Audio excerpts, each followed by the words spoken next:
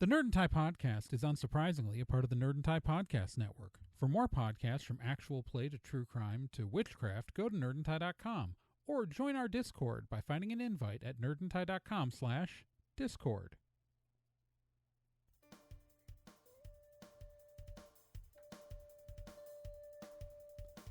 On this episode of Nerd and Tie, Vic Mignogna has lost his appeal. Gary Busey has been charged with 2 counts of criminal sexual contact after Monster Mania in New Jersey. HBO Max content apocalypse. But She-Hulk is out and Sandman is here, and that's pretty neat.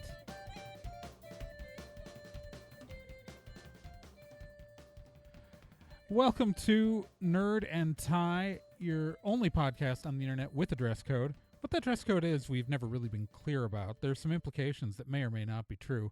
But I'm one of your hosts, Trey Dorn. Joining me, as always, are the wondiferous Celeste Star Twin. Word up. And, of course, the fantastical Genproc. We're down.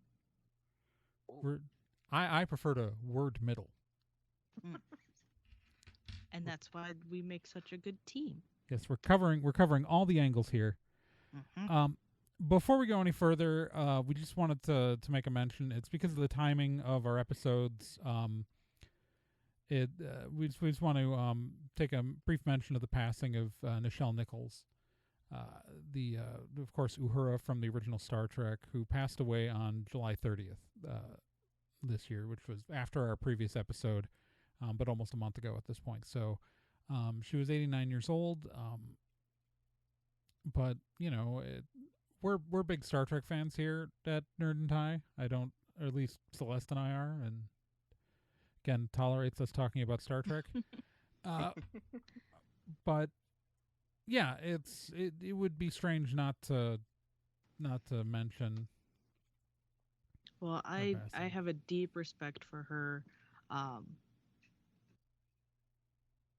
Just, you know, I mean, the kiss she had, the on-screen kiss, was absolutely massive. And you know, just paved the way for so much. And so did she. So, yeah, tons of respect. Nothing but love for science fiction's original African-American hero. Mm-hmm. Just TV sci-fi would not be the same without her. Obviously one of the best. It wouldn't be right for us to not to acknowledge the passing of just a true legend. Yeah. So we should. So yeah. There's not an easy way to segue out of that into our first actual story, but we have to. Rest in power, Nichelle. Yeah. So now that we've depressed you, let's try to lift your spirits by dunking on Vic Mignogna. Hey! Yeah. We're back. Yeah! All right, so for those of you who don't remember, Vic Mignogna destroyed his own career.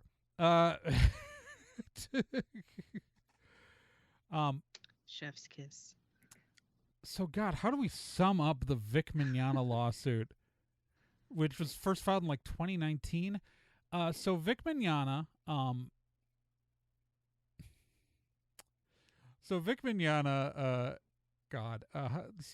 number of women came forward alleging that Vic Mignogna at some point had sexually harassed them.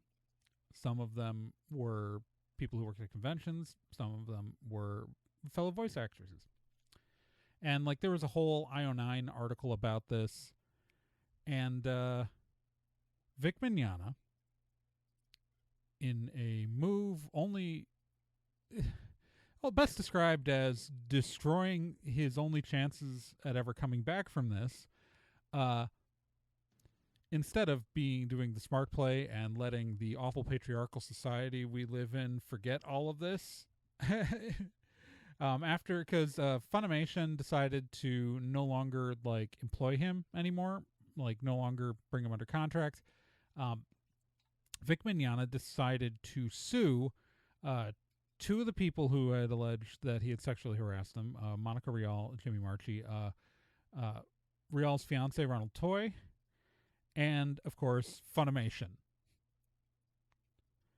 And if you've been paying attention to the anime field lately, for better or for worse, Funimation is currently, or has been folded into Crunchyroll Limited and is owned by It's owned by Sony. It was owned by but Sony they when he also filed this lawsuit. functionally are like they have the monopoly, more or less, on new upcoming anime.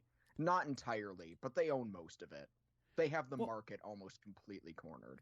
So, anyways, to summarize this ridiculous lawsuit, for those of you who did not pay attention to this, because, I mean, it's been a couple of years, this lawsuit was filed, and using Texas's anti-SLAPP statutes, anti-SLAPP is SLAPP, S-L-A-P-P, is strategic lawsuit against public participation.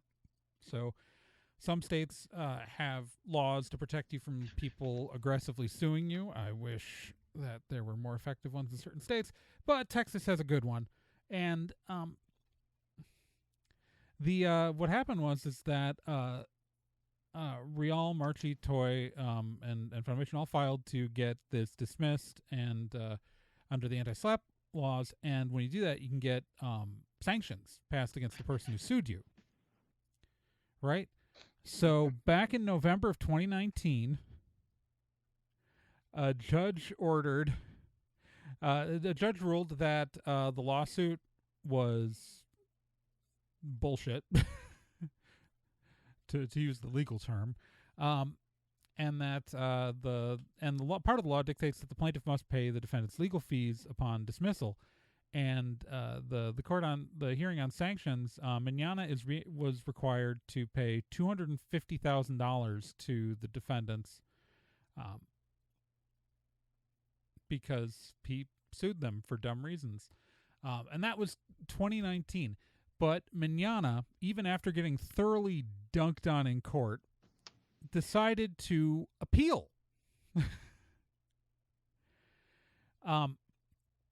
And the Court of Appeals in the Second Appellate District of Texas found that Mignogna did not provide enough evidence to prove that some of the statements made against him were false, or that any effectively the Court of Appeals tossed it out, and because of the additional legal fees, he's now going to also owe more money to the defendants to make up for the more legal fees.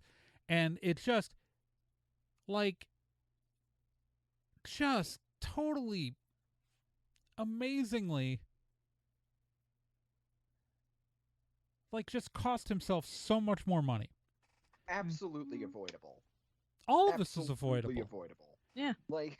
He basically torpedoed himself. You have to understand that the legal community was literally passing around the filings from Mignogna's legal team as a joke. People who had no idea about anything about the anime field, this lawsuit that Mignogna brought is going to be taught as a what not to do, because so many lawyers were passing it around as, look at this ridiculousness that's happening in Texas. And what's been amazing, though, is that because of internet personalities who are technically lawyers, like Nick Rakita, has been drummed up all this support for Vic Mignogna, did this whole GoFundMe, which raised hundreds of thousands of dollars for Mignogna's legal funds to get this lawsuit going. The Vic Mignogna fans have spent this entire time in this delusion that, when tons of independent lawyers are telling these fans, no, you don't understand the law, this is going to fail completely, over and over and over again, and then they keep getting strung along, though. It's oh, well, maybe on this next ruling, and then maybe we'll get him in the appeals. It's it's been ridiculous of Vic Mignogna fans for the last several years who have, and the best, the thing is that some of them we're still like going like, okay, what do we do next? Like, what happens next? Like, nothing happens next. You lost. You lost. There's nothing more. You lost in 2019. You lost again. It is hard to be this bad. Like, go back to our old episodes. We have done so many. We did so many different. Like, we did articles and episodes talking about this. I would go so far as to say that it is only because of the Alex Jones case that this wasn't the dumbest hearing in Texas. Yeah, no, absolutely. Absolutely. Like, it really... like, seriously. This is mind-bogglingly terrible, and Mignogna has done nothing to help himself. Oh, no. Absolutely nothing. Well, okay, so this all comes down to the fact that when that IO9 article came out, years ago, and I said this before, I think I said this before, that literally all he had to do was shut the fuck up for a while. Like, the world is terrible, and worse people get away with worse things all the time. And Vic Mignogna, all he had to do was shut up, wait a year, and come back. But what he did then, though, was he sued his employer, who was, by the way, he's a contracted employer. He was a contract employee, right? So they didn't fire him. They just chose not to contract him for anything new. And when you sue them for that, like, who is going to want to voluntarily hire you after that? Like, Yep. what employer wants to begin a relationship with you? Like, and also, again, like, how many people are left? Because I cannot emphasize this enough. Funimation, for better or for worse, is now most of the anime dubbing industry. But here's the thing. This is something really important. It is because of this ruling, we can all say that Vic Mignogna's a serial, like, he's a sexual harasser, and there's a bunch of public record on it. And because the case got dismissed and it's in the public record, we all have stuff to point to, and we can call him a creep and a sexual harasser. Serial sex pest Vic Mignogna. And be fine. Yep.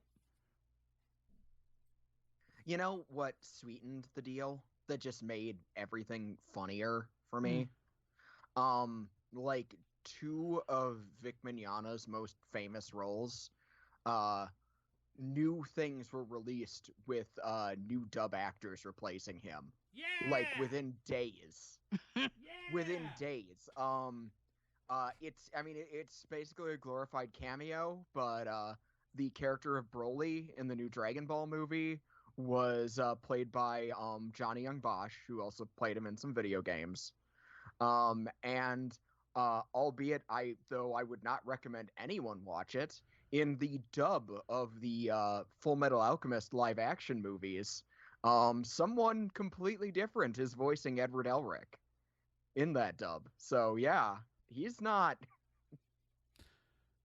both of Vic's biggest roles, like, summarily replaced, like, within days. The only way this could have been better, could have been sweeter, would have been like a Oron High School Host Club OBA where, like, someone completely different plays Tamaki. That's the only way that this could have been funnier. Mm-hmm. Oh my gosh, this... And I've said it before and I'll say it again. It's funny that so many of these weird dudes just jumped on the support Vic Mignogna train, because it's almost been universally dudes. And all these people pretending to be the biggest Vic Mignogna fans, and the only things they ever reference is when he played the big green screamy man in Dragon Ball. Well, and like, there's more than one category to these people. The I Stand With Vic people, there's more than one category. There are those guys. They're the culture war bros who are not really into the community. There are people who are just sexist and anime fans who are in the community. Those guys, Unfortunately, there's a lot of those. And then there are the people who have bought Vic's bullshit. And there are true believers who still, like, want to stand their hero, and it's I feel bad for those people to a degree, because, I mean, this man has shown who he is, but, like, I don't know. It's so, like, I mean, here's the thing: is you get to, like, the convention scene over the past how many decades? Like, everyone has known about Vic, and the thing that kept getting him invited to conventions for a long time was despite his personal behavior, he'd get invited, like he would be a big enough name. And so that's why those now the only people who invite him now are effectively the people who want the culture war. Like, who want the fight, like, who would also invite Nick Rakita as a guest, like, technically a lawyer, Nick Rakita. Maybe not for much longer. We'll see. No, he's fine. He wasn't legally involved. I don't think he's done anything, because he didn't do anything in the case officially. Ty Beard might have, who's Nick Rakita's family lawyer, who was Vic's lawyer. Oh, by the way, my favorite thing, and this is just an amazing thing, that because they were trying to mock people who kept telling them that they were going to lose, because Nick Rakita does all these live streams, and he kept having Ty Beard on as a guest, because Ty Beard is also Nick Rakita's personal lawyer who handles Nick Rakita's trust fund. Because they kept making jokes of, well, Nick, it looks like we lost the case again. And they at one point even sold T-shirts.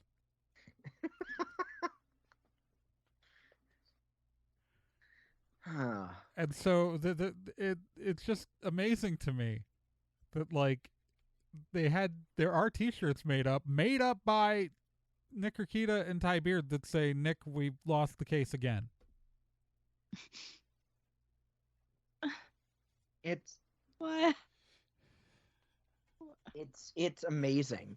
Like, and like, it's especially amazing. Like, I'm still curious if Nick Rakita and Ty Beard actually thought that Mignogna was going to win, or if they knew straight up this was a failed endeavor and they were just grifting the shit out of both Mignogna and his supporters. I don't think that Nick Rakita cared enough to actually have an opinion. I have to think that Ty Beard thought he could win. I have to think that Ty Beard thought he could win.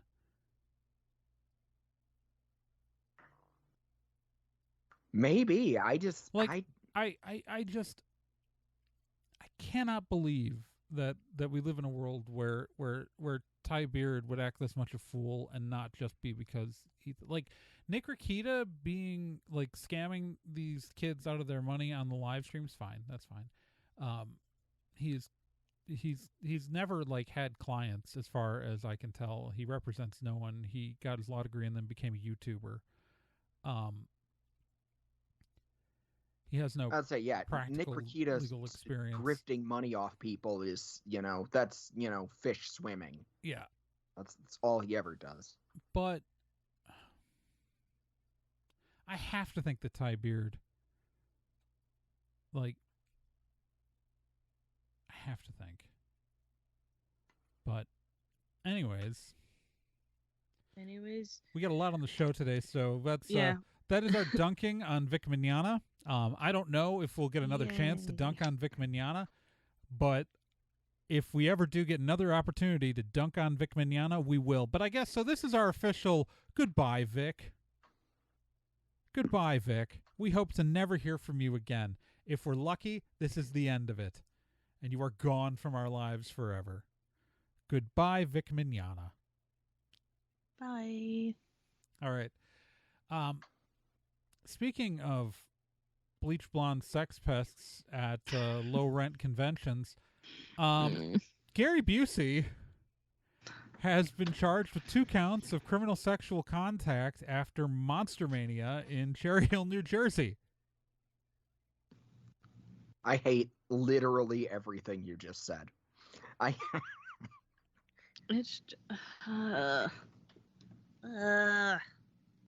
This is yeah.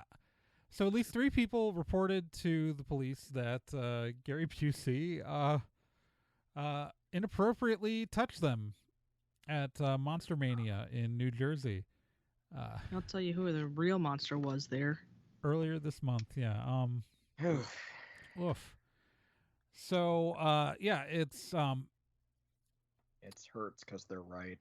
yeah. So the detectives, so the Cherry Hill police detectives, I'm reading from a CNN article, were called to Doubletree Hotel August 13th, where 2 victims reported being sexually assaulted by the same actor, identified as the defendant. Apparently, they were in a photo shoot area at Monster Mania, and they were having their picture taken with Busey. During the photo shoot, allegedly, Busey placed his face near one of the victim's breasts and asked her where she got them before attempting to unlatch her bra strap, according to the affidavit. The other woman reported that Busey grabbed her butt during the photo shoot, and the next day, a man reported that his daughter had been sexually assaulted by Busey, and that she told detectives he grabbed her butt during a photo shoot, according to the affidavit. So this is multiple. So 3 different women have pretty much that he physically groped them. And y'all can just imagine how much disgust is being portrayed on my face right now. Yeah, it's Busey has denied this in affidavits, but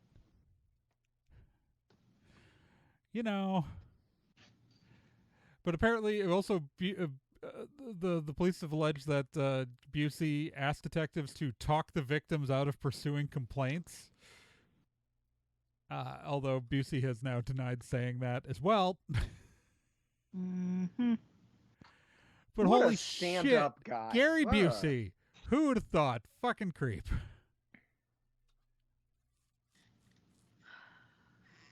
Yeah, I for one cannot believe that the star of Sharknado: The Fourth Awakens and Impractical Jokers might be such a sack of shit. Wait, he's not the star of Impractical Jokers. Well, he was on it.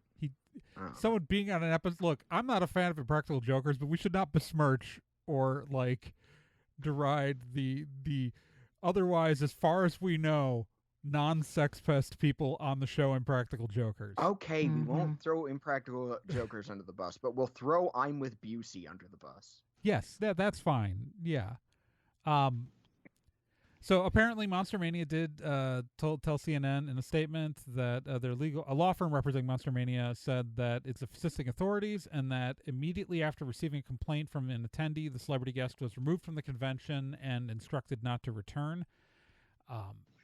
Which seems to track. It's because it looks like the people made their complaints that night or that day, but not immediately as it was happening. So, at least the convention does seem to have removed it. I mean, Busey's best known for, playing Buddy Holly. He got nominated for an Oscar for that, but it was 1978. And I was about to say, downhill from there. He no longer looks just like Buddy Holly. Well, you're fired for that joke. This is absolutely what I have been doing since the beginning. Why are you acting like this is new? I just want to say, good on the convention. Yeah. Because there are other conventions that would not do that. They would hear the complaints and just wave them off and let the celebrity keep doing on. Like many did for Vic Mignogna. Yep. As listed in the affidavits that were filed during the lawsuit that he brought and allowed all of that to go into public record. Dumbass. The many, many allegations against Vic Mignogna show the conventions have done that many times. So yeah, good on this one. Yeah, and they're actually following through. And I mean, and who's to say? Like, I don't want to give them too much credit because obviously, police got involved right away. Mm-hmm. True. But also good on Cherry Hill Police for taking it seriously. Yeah. Because, not all cops would. That's very true. So, yeah. Not as bastard as cops normally are. So, yeah, it's Gary Busey showing that the nation can have more than one convention sex pest. It can have many. It's like lice. I don't like it. Can we I just move don't have on? anything to add. I don't like All it. right, let's move on to something else. So HBO Max, God damn it.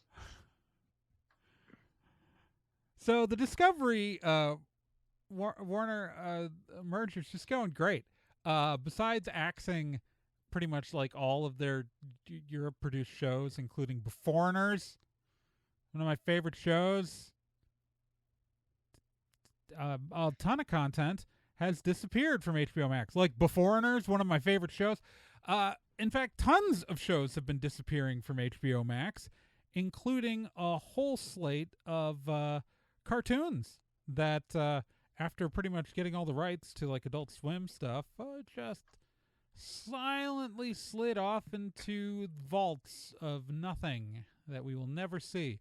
All this and they canceled animation. Batgirl, and they canceled. I mean, I don't really care about the Scoob sequel, but it's still like an almost finished movie. Yeah. Yeah, I'm sorry. Yeah, the animation, the Batgirl thing is. I don't even know which one I'm more upset about. The Batgirl thing bothers me so much because of all of the in production DC things they were working on. That was the one that I was actually like most excited for.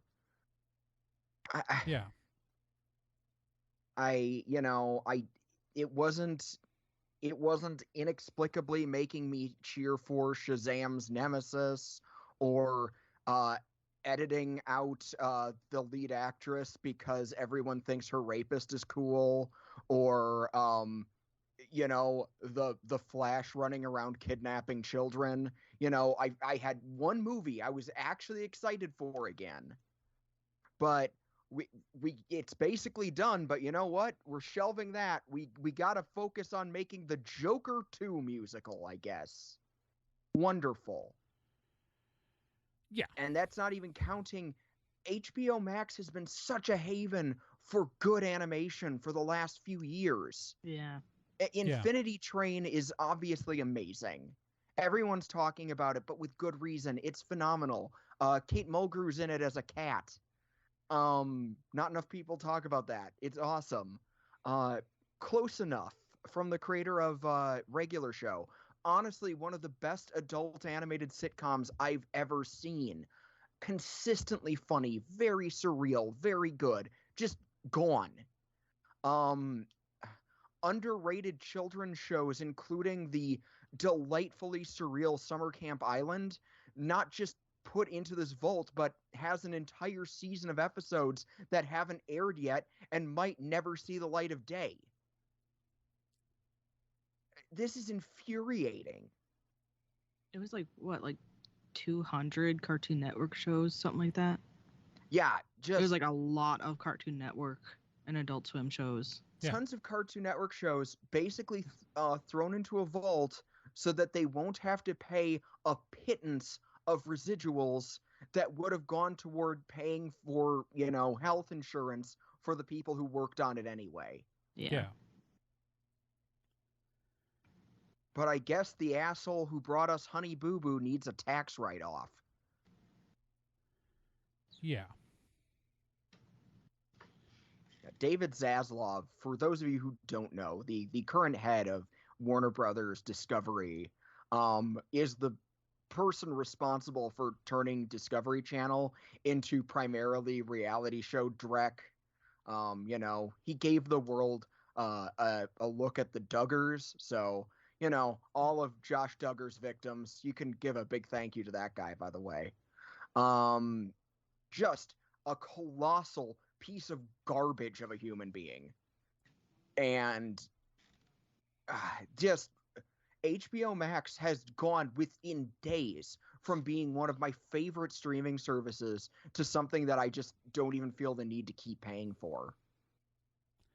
Yeah. Yeah, I guess I'm going to keep paying for it as long as they keep making Our Flag Means Death. That's about it. I mean, yeah, but I'm worried about that's future too. At this point, like, well, yeah. Yeah, the metric with which streaming services gauge the popularity of new content and you know the future of like continuing on this content is insane. I mean, not the same. I know we're going to get to this show later, but like Neil Gaiman himself has said he still has no idea if Sandman's going to get another season, and that show has been doing gangbusters. The way that we gauge streaming content is broken. It's stupid, but it's still not as everything going on with HBO Max is what we worried would happen when Disney combined with Fox. And I'm not saying that was a good thing either. Like these No, we lost the monopolies are Lumberjanes inherently movie bad. when that happened. What was that? We lost the Lumberjanes movie when Disney bought Fox, and it was like Yeah. 90% finished. Yeah, that part sucks.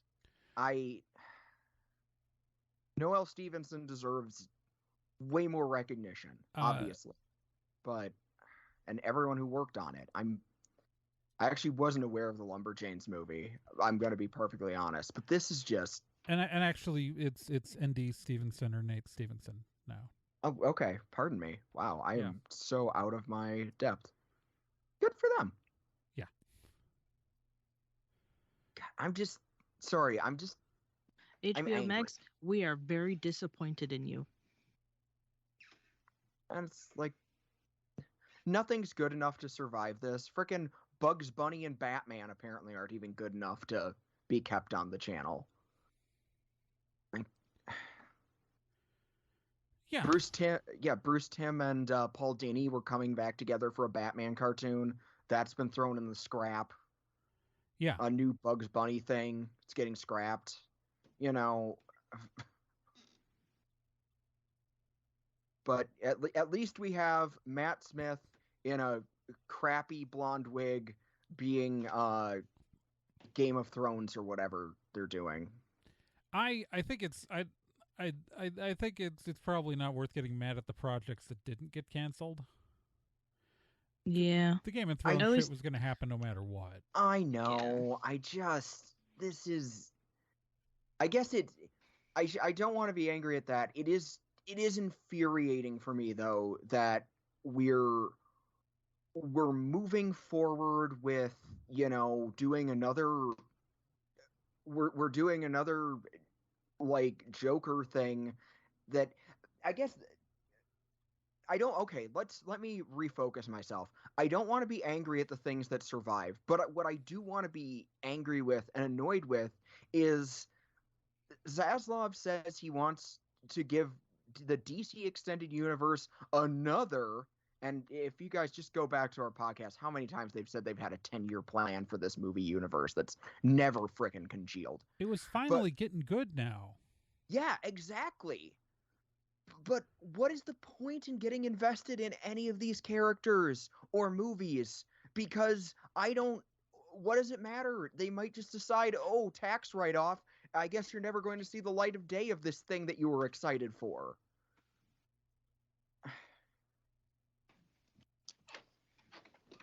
Like, what am I supposed to be excited for or invested in when this universe that they want to tell me is going to be this shared cinematic universe just gets thrown out at a whim? It's the same reason that I hate, and I guess, some of the same executives are involved, but it's the same reason why every DC Comics crisis is so eye-rolling for me.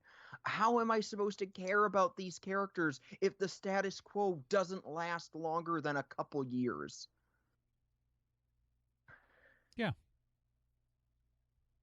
Sorry, I know we haven't done a Sele gets unreasonably angry about something since I was Nick. So here we are again. Here I am.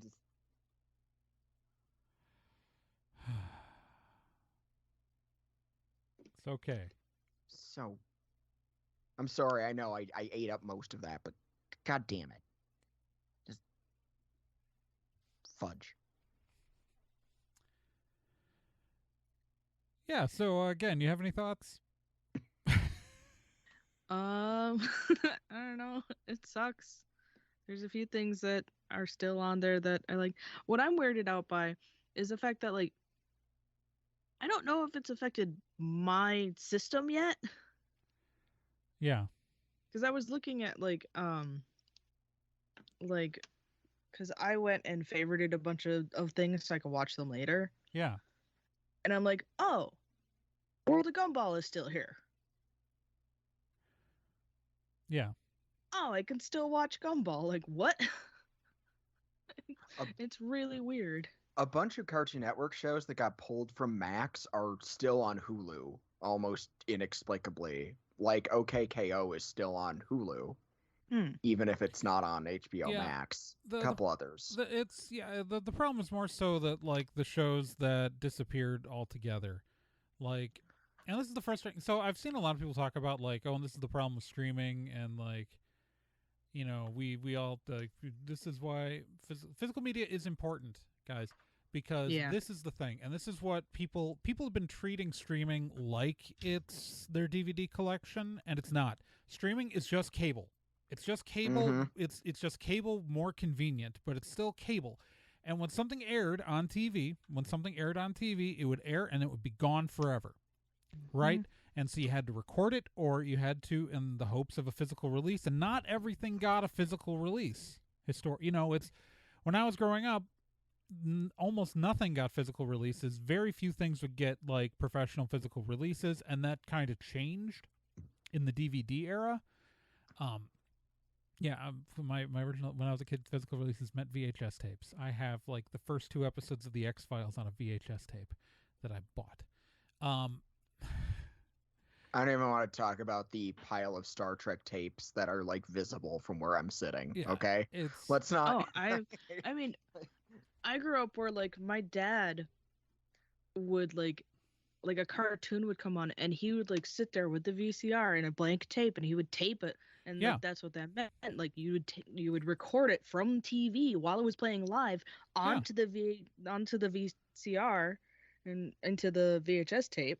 And then we'd have that cartoon forever. Yeah, and there were people who would like archive shows. And I did this thing every time a new Star Trek show would premiere. I would record the first episode and then like keep that, and then record the last episode of a Star Trek show. Oh, cool. And somewhere in a closet, those VHS tapes still exist. I don't know where, but like, streaming is not an archive. Blu-rays, so. No. Yeah. And that's streaming. No, if anything has taught us that, it's this situation going on now. Like, this is just new cable. Yeah, it's just cable, and it sucks because we've all been treated. We've been lucky for a while that shows like that in the modern era, a lot of stuff didn't disappear. But the fact is, there are shows that disappeared. They're like, sometimes there have been times where like I've wanted to watch a show and I haven't been able to find it on any streaming network. And it's just notable because there's a lot of new content that didn't come in. It hasn't come out yet that these like animators were like, and TV people were working on, that some of them found out their stuff was getting shelved by the news announcements and while they were like working on stuff. And that's the part that sucks.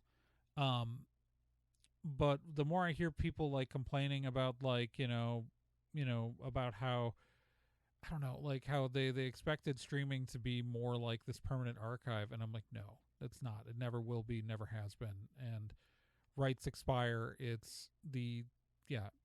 it sucks that we've got to go back to living a life where you have to archive things yourself and, you know, buy things on their official releases when those come out in physical media. Like, I own Gravity Falls.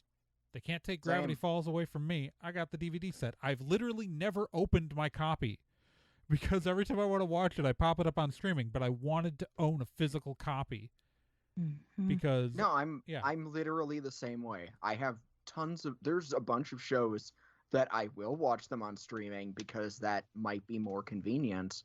But if there's a film Yeah. or an anime or, a TV show that I'm really into, I'm going to buy physical copies of it because I'm paranoid like that. Yeah. Hell, as an anime fan, I'm almost doubly paranoid about that because sometimes the English dub I like is just gone forever.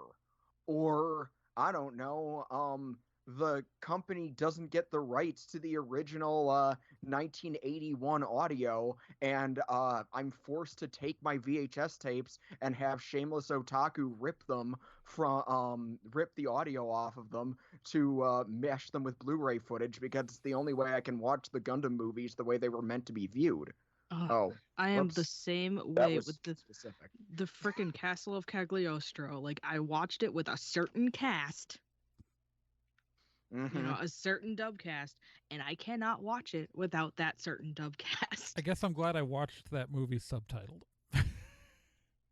I really Even if like the version of the sub, well, it's because they kept calling him Rupon in the version of the dub I heard, and right. I Yeah, just couldn't. I couldn't Oh. like. I was like, no, I can't. I can't call like. I can handle reading the wrong name in the subtitles, but I can't hear it. I cannot hear it.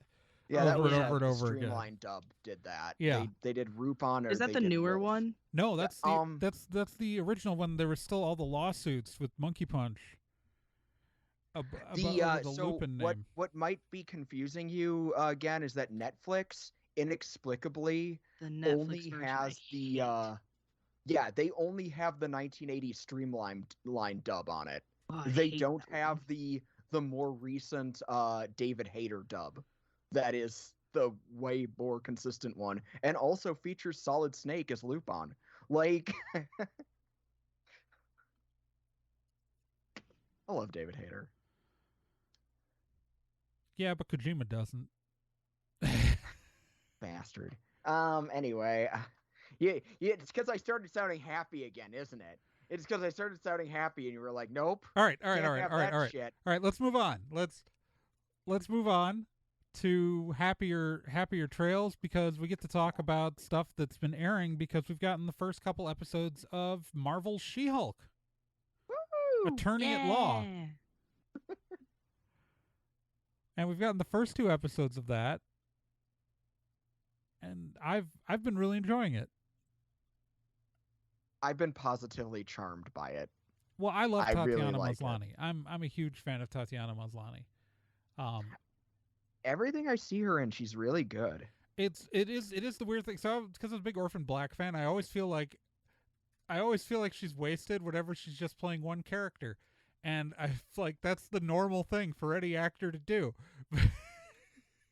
I appreciated though that there was the throwaway line about only having one personality in the first episode, and I was like, I get that. I don't know. My favorite joke was in the second episode when Bruce said, I'm a completely different person since that happened." Yeah, that was very good too, honestly. Probably paraphrasing, but yeah, it's so fun fact, the second episode is actually the pilot. Originally the first episode was originally intended to be episode 4, and they reshot the framing sequences to make it work as episode, because originally they just wanted to throw you in to, like, there would have been some modifications to episode 1 and 2 to give you a little bit, but they would have like gone into the lawsuit without and just had her Hulk out in the lawsuit at the beginning of the episode, because they wanted to just throw you into it without giving an origin story, but test audiences got confused. Mm-hmm. So I think they did the right call, like rearranging it. Oh yeah, but I think it works beautifully how it is. Yeah, I can agree with that. It is though, like the first episode is not the show. The second episode is the show, like where they're going with this show. It's and I genuinely love it that they've maintained her breaking the fourth wall, that they've Oh yeah, like Oh god, yeah, that was just delighted me that we started off on that foot. Like And literally started off. So on far, it. every episode's had a post credit scene. Yes, and they're fantastic. Because they're completely unimportant. Too. Yo, who's just moving stuff? She's just for like her helping her parents. dad. It's so good. Like She's carrying just, all the holding heavy stuff car for her up, parents. change a tire. Oh, it's so good. Someone if people don't know, I literally wrote my graduate or my final not my graduate thesis, but my final thesis before I graduated with my bachelor's was about Captain America comics as propaganda. I'm very very into Captain America books, and someone actually asked me about there is a very funny post credits joke, and someone asked me if I was upset or offended by it, and I'm like, why would I be offended by it? There is an excellent Captain America joke in this episode, and I actually broke down in tears laughing. I thought the post-credit sequence in the first episode was so. Oh yeah. Oh my god. And I really appreciate like all the little like lawyer show. Well, the all like the things she says where she's just like, yeah, I am a female. This is how I deal with it. Like, this is how things are as a female. As a woman, the dude bros like, freaked out about that. And I love my favorite thing about the dude bros on the line freaking out about it is it's like you're proving it right. You're doing the thing. You're doing the thing. But I just felt so seen at some of these parts. I'm just like, yes, Maslany is just so good in, like, I mean, I know, shocking, very, very controversial opinion here. Tatiana Maslany, amazing actress, but what a great choice. You know, a lot of people, because there are a lot of people who haven't seen Orphan Black, a lot of people aren't familiar with her. You know what I mean? Okay, So it's like, if anyone who's watched Orphan Black can tell you that Tatiana Maslany is an amazing actress. Like, it's a given if anyone who's watched that show. But there's a lot of people who aren't exposed to her, and so it's like, but she carries the series lead amazingly. So only the first 2 episodes have aired while we're recording this, and I love the fact at the end of episode 2 that we get the tie into Shang-Chi. Yeah, that was very good, because a lot of us forgot. Like, I had completely forgotten that Abomination was in Shang-Chi fighting Wong in the cage fights. I was excited to see how they were going to work it in, because I did remember that. It's clear that it's clear that Wong's breaking him out of prison to do the cage fights and then putting him back. It's yeah.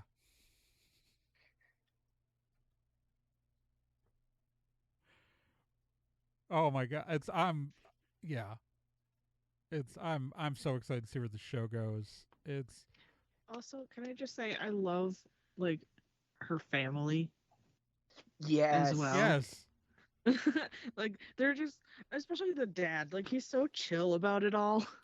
Jen, you're not even the first Hulk in this family. Yeah. Like, it's just like, I just love how, like, down to earth and calm. And just like, well, you know, do we know, so how is I'm not as familiar with, like, I know that, which side of the family is she Bruce's cousin? Is that through her mom or through her dad?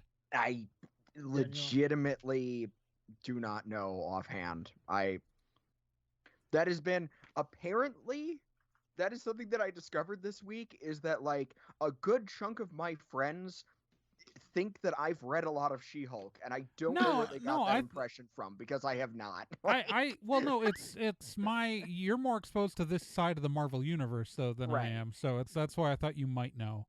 Yeah, no. I sorry, I didn't mean to throw you under the bus, Trey. One of my coworkers was asking me if the show was any good, and I was like, oh, I really liked it. They're like, yeah, but you're a big She-Hulk fan. I'm like, what? What are you talking about? Like,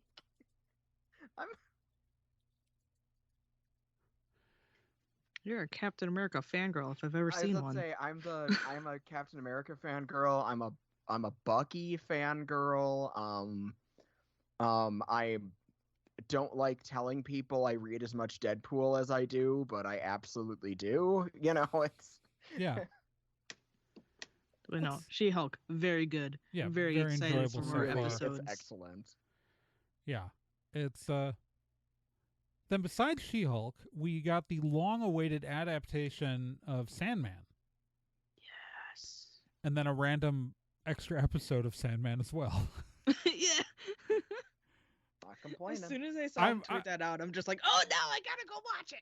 I'm assuming that what happened was with that extra episode is that they just didn't have the animation done or something, and since it was just side stories, they just decided to not miss the deadline with the main series. Yeah. I would like to between the excellent, by the way, the casting in Sandman, Oh my god! perfection. Yeah. Oh my god! There's not a single piece of bad casting. I love Dream. I love his deep voice that's kind of offset by his incredibly youthful face. Oh, I Tom love the Sturridge actress looks like playing Death. Tom Sturridge looks like Um, he's walked off the comics page. Yeah, to an uncomfortable extent, in the best way possible. Yeah. The death vignette, that whole bit, I cried as much as I did when I read the original comic. Oh, so good. Oh, it's amazing. She was Well, and this is Neil Gaiman is directly involved with this adaptation, so I think that's part of the reason why it's so authentic and so good. Mm-hmm. And it's I love Jenna Coleman. I didn't know I needed Jenna Coleman Constantine, but here she is, and I love her. Yeah, and I want finally more a of her. media adaptation pronounces the character's name the way it's supposed to be pronounced in the comics. Yeah. I mean, I'm always going to say Constantine because, my first exposure to the character was Don't Hate Me, the Keanu Reeves movie. Same. I see. The thing is, I Celeste prefers that pronunciation, but I've seen enough interviews with both Neil Gaiman and Alan Moore that I've kind of forced myself to change it because it's like, It's whatever. It's so I like Yes, it Joanna is. Constantine. So what's interesting is they obviously made wanted to they changed the John to also another Joanna Constantine for the modern era, mostly just so they'd only have to hire one performer. But it turns out that if they hadn't made that change, they would have probably had to have made it anyways because John Constantine is off limits. That's why because J.J. Abrams is working on a reboot or a movie, a John Constantine movie. That's why actually the last season of Matt Ryan was playing him on Legends of Tomorrow. But that's why Legends of Tomorrow wrote off Constantine, but brought Matt Ryan back the next season as a different character in the final season of Legends because they were instructed they had to get rid of the character, but they didn't want to fire the actor. So that's why. I mean, that's pretty cool on the showrunner's part. Yeah, and they made him a really Shit. cool character. They wrote a really interesting character with a really interesting arc for his appearance in the last in what turned out to be the last season. God, that last season of Legends of Tomorrow was so good. I'm still annoyed that that show got canceled along with a lot of other stuff in the whole Discovery Warner Brothers merger. Funny again. Why even get invested in DC stuff at this point? Yeah. Anyways, but that's because this one's really good, you guys. Everything in Sandman was so good. It's so good. I haven't even read the comics and understood everything. Everything was explained beautifully. Yeah. I really love the pacing. Yes. Because they're long episodes, like Netflix likes to do, but the pacing is much more like that of a comic book. Yeah. The duel of ideas between Dream and Lucifer was phenomenal. Oh, amazing. Gwendolyn Christie's Lucifer is great. It's so good. That too. Oh my God. Gwendolyn Christie was inspired casting. Like, Oh, yeah. absolutely perfect casting on that Perfect. part. Yeah. Also, Mason Alexander Park, good to see them working As again after Desire, yeah. Netflix nixed Cowboy Bebop so wrongfully. It was good to see God, them that's working right. again. They were in that. I forgot that's the same actor. Yeah. I've become a big fan. Yeah. Oh, I loved Patton Oswalt as Matthew the Raven. Like Yes! we could just sit here and like Oh, yeah. and list Just all the like all the and different parts we love. Mark I just need Hamill to as Mervyn interrupt you either Pumpkinhead. again. I'm Yeah, sorry. it's It's such an exciting show. it is weird to watch some of these characters with no connection to the DC comics because like going like like Lita Hall like going like yeah, that's not the daughter of Wonder Woman and Hawkman. I don't know what you're talking about. They actually gave Patton Oswalt a throwaway line that kind of this is the closest thing I had to a quibble. Is one of Patton Oswalt's throwaway lines is Matthew the Raven establishes that he is not Matthew Cable, Swamp Thing's token human friend, who comic book Matthew the Raven absolutely is. Yeah, but Like it was yeah. that's the closest thing I have to an issue with this show, you guys. Like, yeah, but that actually probably prevents them from having to pay the rights for certain things. I'm not saying it's a bad thing. I'm saying that's Yeah. the closest I had to something that I was like, that's a change. Oh gosh. Also, side note, other thing I'm enjoying, I guess there is something for me to be invested in with some DC properties, because between the Batman, a movie I loved, and this, Goth Boys are back, everybody. It's Oh, yeah. time. They're back. Goth Boys are back. Is it just me, or does Tom Sturridge always looks like he just like bit into a piece of lemon? Yeah, I can see He's that. always like puckering his lips a little bit. He's always pursing like his bottom. And it like it's not a criticism. It is. No, I it's just genuinely I genuinely enjoy that. Dream has to constantly have a stick shoved up his butt, and they nailed it. They Yeah, absolutely no, nailed it's.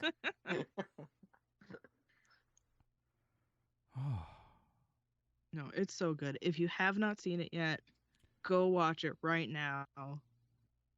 Yeah, keep those streaming numbers up so we can get a second season. It's Yeah, so I mean, I good. will say, here's the thing: is it's like if it doesn't get a second season, you'll still be really satisfied with this watch through. Yeah. That's true. Like that's the thing is it's like they did a very good job at a like at adapting like a certain number of the comics that were a complete arc. Yes. And that's what I really like about it. That you get like it's not to compare it to Umbrella Academy. Umbrella Academy, super long episodes, huge one big story that you're trying to put together. Whereas Sandman is like, here's a full story and then a little like interim, whatever, and then here's another full story. Actual episodic storytelling. Yeah. Yeah. Even though like they may not take place like in a single episode. Mm-hmm.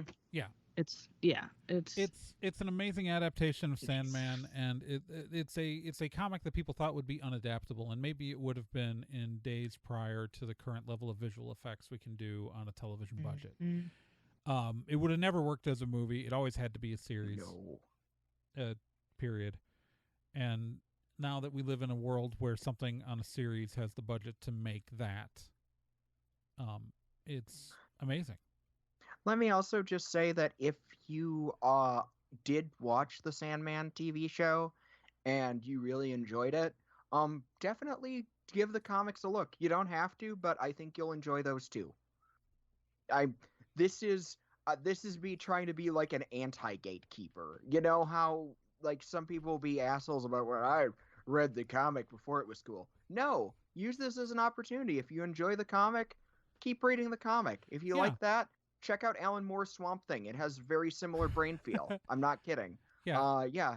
But yeah, I will say the thing to remember when reading the Sandman is that, this is a 30-year-old comic, and the language in certain things was the current language at the time, and some of that language has changed, and so it may feel like regarding, maybe gender identity, like some of that may feel dated and old, but it was the current language at the time, and it was purposely updated to the current language of now in the show. So, and like Neil Gaiman has like been very open about, yeah, that was my screw up, and I'm trying to be better. well, some of it was screw ups, and some of it wasn't screw ups. It's just that like, when we talk about like desires pronouns, that like they're the discourse has evolved from where it was in 1992. That's fair.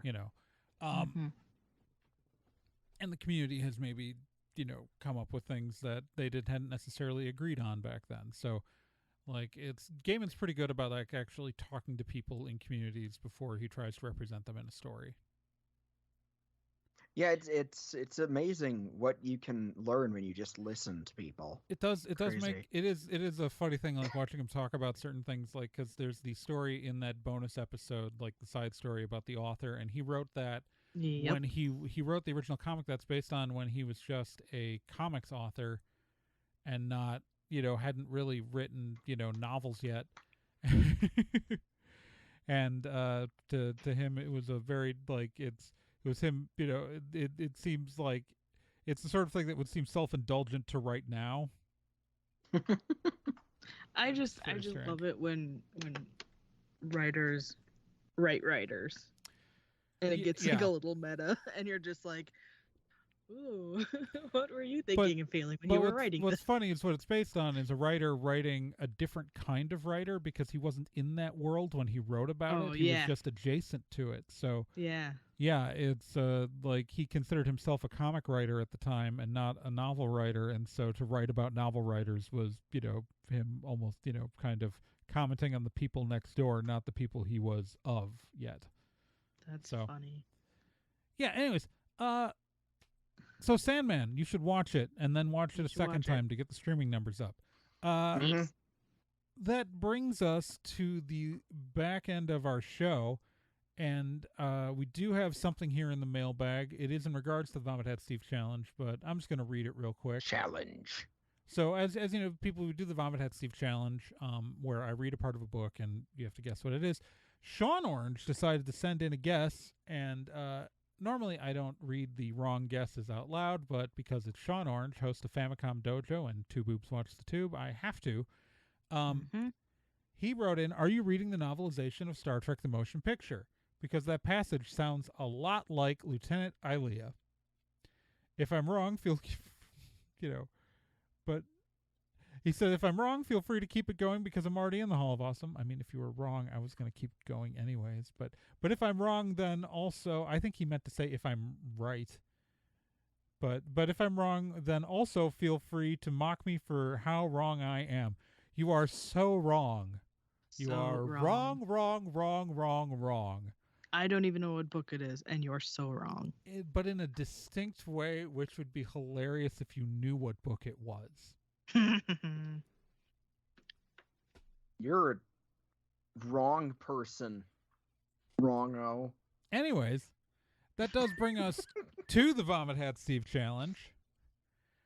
And the Vomit Hat Steve Challenge is, again, part of the show where I read a line out of a book, and the challenge to you, the audience, is to guess what book I am reading from. If you guess correctly by sending in your guess to the contact form, you get included in the Hall of Awesome. The benefits of the Hall of Awesome are as follows. 1, you get your name written down, or whatever name you choose to be listed as, on a hidden, it's not really hidden, it is a web page. It's a page on our website that is actually a little buried now. It used to be prominent up on like the front, but now it's like you got to go through a couple of levels to find it, but it's there. 2, I read your name aloud every episode of the podcast. And 3, we think of you in those moments alone at night when the cold wind blows against the window and we hear the scrape of the branch against the snow. And we think, yes, they are out there. So anyways, current members of the Hall of Awesome are as follows. Arkham Zero, Reina Innocenti, Cheesy McDamu, Krista, Slitherity, Shameless Otaku, The Random Ramblings Band, Corefan, Capito, Chris Graham, Lily Source, Paper Godzilla, Cabsy, The Minnesota Librarian, Sean Orange, Keith Shizuo, Sakura Sunset, Joel Kreisman, Patrick Delahanty, Wonderland Hearts, and Megsy Sass Council. I have the book in my hand. I'm going to open to a random page. I'm going to... Here we go. He had won again. This victory had been far easier than the one he had managed in order to get on the hood for the journey here to see the brand new. We're going to stop the line there. If you can guess what book that's from, go to nerdandtie.com/contact. Click on the form. Here's a hint. And tell me. It's not the one that Sean Orange said. Yeah. Yeah. So there you go. You're Also, one step ahead now. If you have anything else if you'd like us to read your letters on the show, go ahead and go to nerdandtie.com, click on the contact button right up top. Click on that. There's a contact form that you can fill out and write us your messages, your hopes, your dreams, your thoughts, your questions for us. What did you think of Sandman? What did you think of She-Hulk? We're going to definitely be talking about She-Hulk more next episode. So as more episodes airs, tell us what your thoughts are. We've got so much more going on. And, you know, here at the Nerd and Tie Network, we've got a lot of stuff going on. We launched a new podcast earlier this month called Casual Trek, which is a Star Trek podcast hosted by two people who are just sort of Star Trek fans. Charlie Etheridge Nunn and Miles Reed Lobato, the two most British people on the network. Charlie describes himself as a lifelong X-Men fan, and Miles is a lifelong Doctor Who fan. If anyone can objectively rank every single episode of Star Trek on a big list, it's going to be two people who think Star Trek is pretty decent. I had updates every fortnight on Mondays here on the Nerd and Tie Podcast Network, and you know, they've done a couple episodes going through the pilot episodes of most of the live action series. I'm a little annoyed they skipped Where No Man Has Gone Before because, you know, even though it is the second episode produced of Star Trek, it is still a pilot. You skipped a pilot. You skipped a pilot. No, they skipped a pilot. But anyways, you know, not that I'm thinking hard at them. But anyways, it's a great podcast, and you should listen to it. It's here on the Nerd and Tie Podcast Network. You can find that at nerdandtie.com/trek. It's a real easy URL. And yeah, it's also, you know, we've been releasing season 2 of the Meat Grinder, and we're happy to say that we're going to be recording season 3 pretty soon for release next year, which is an actual play podcast in which all the characters die all the time, where the players cycle in and out with new characters pretty constantly as their heroes die. The first season was kind of a zombie apocalypse season. The second season sees a bunch of chosen ones headed to fulfill a prophecy, only the prophecy was baloney and they've all been lied to. So if you throw enough chosen ones at a problem, eventually one of them might get through. And that's season 2 that's currently airing, and you can find that at nerdandtie.com/meatgrinder. And you can find all of our shows at nerdandtie.com, and including, you know, all of our podcasts from, you know, video games to actual play to, you know, witchcraft stuff. And also Celeste is Best, a YouTube series that is also a part of the network.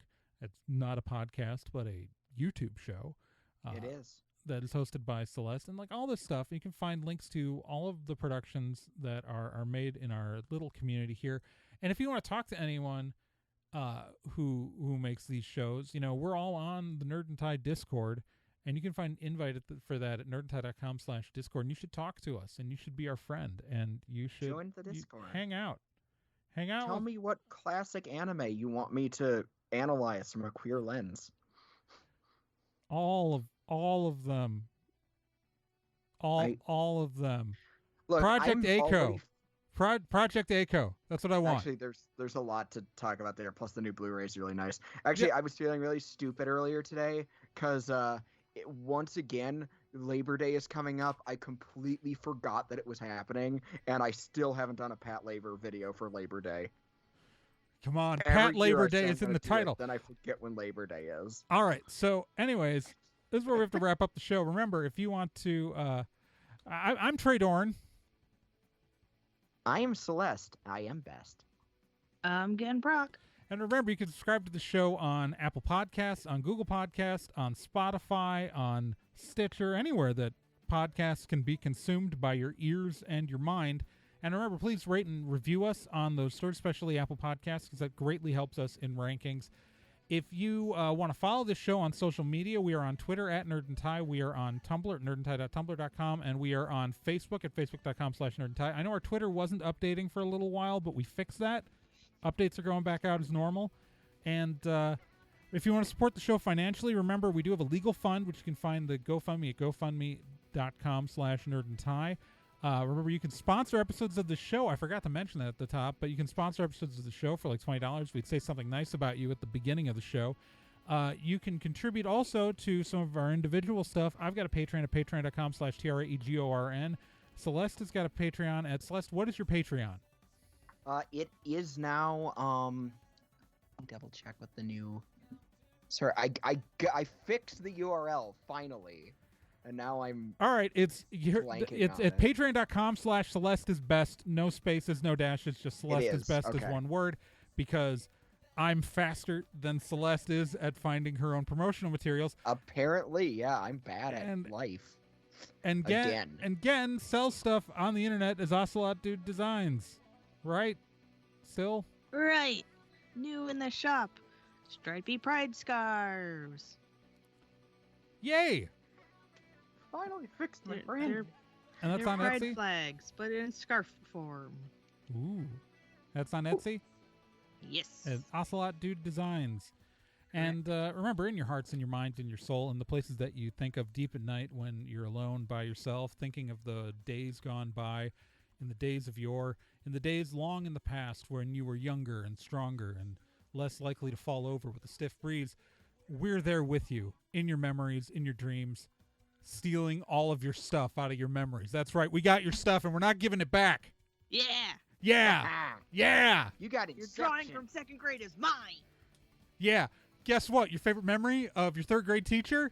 That's mine now. I got Too that. Bad. Yeah. Remember how you learned to Mrs. draw Hammers- cursive and You don't even remember Mrs. Hammers anymore. your ability to draw cursive?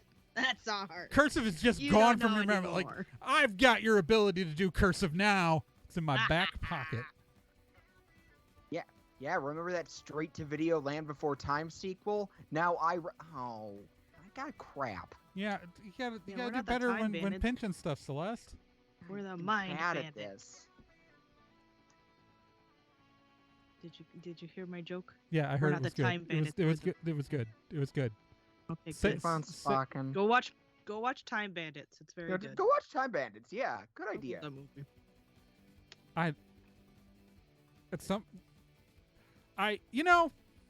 Sometimes you're wrapping a podcast and you think to yourself, have we gotten chaotic enough?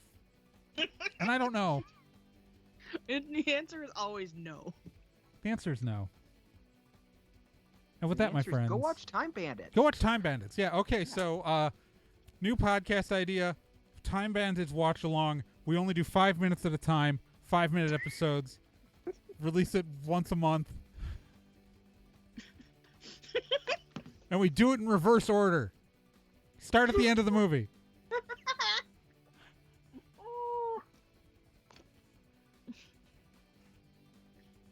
It's brilliant.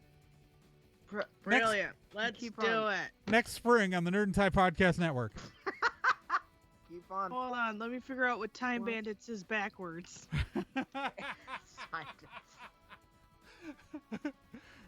You know, at some point we're going to find out who actually listens to the end of the episodes. We're gonna be really disappointed. No, I love you. Probably. Dab Emmett. God damn it.